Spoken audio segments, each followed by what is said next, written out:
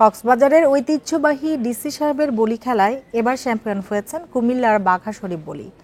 বীরশ্রেষ্ঠ রুহুল আমিন স্টেডিয়ামে এবারের ৬৯তম আসরে অংশ নেন ৪০০-র বেশি বলি।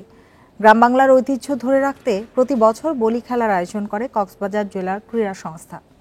এলো Beximco bond, Beximco first unsecured zero coupon bond. শনিবার দুপুর না হতেই কক্সবাজার বীরশ্রেষ্ঠ রুহুল আমিন স্টেডিয়ামে ভিড় করতে থাকেন দর্শনার্থীরা।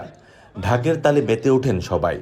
বলির লড়াই শুরু হতেই দর্শকের উত্তেজনা বাড়ে কয়েক গুণ।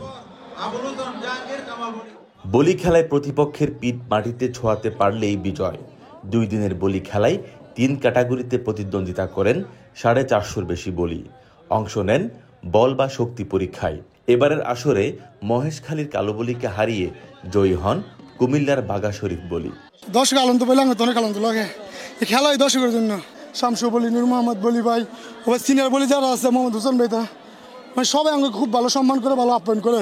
ডিসি সাহেবের বলি খেলায় অংশ নিতে পেরে খুশি অন্য বলিরাও। বহুত আনন্দ লাগে। এখন ইজ্জত করে খলের খেলা, আপনার খল দিয়েই আমি ওনাকে পরাজিত করছি। আয়োজকেরা জানান, গ্রাম বাংলার ঐতিহ্য ধরে রাখতে ধারাবাহিকভাবে আয়োজন করা হবে বলি খেলা।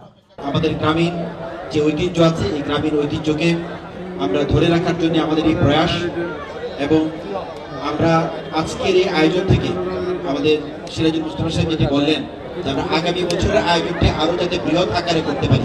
সমাজের নেতিবাচক কর্মকাণ্ডে সম্পৃক্ত না থেকে মাদক এবং সন্ত্রাসের বিরুদ্ধে বলিদের কথা বলার আহ্বান জানান বিভাগীয় কমিশনার। আমি এখানে বিভাগীয় কমিশনার, আমার নাম আপনারা অনেকে জানেন, কিন্তু তাদের নাম কিন্তু জাতীয় পর্যায়ে অনেকে জানে এবং তাদেরকে আদর্শ হিসাবে মনে করে। এই আদর্শের জায়গায় যারা কাজ করেছেন, যেখানে তারা যেন কোনোভাবে নষ্ট না হয়ে যায়। খেলা শেষে ডাক ঢোলের তালে বলিদের নৃত্য উপভোগ করেন দর্শকেরা। শুক্রবার শুরু হওয়া বলি খেলার আয়োজন শেষ হয় শনিবার সন্ধ্যায়।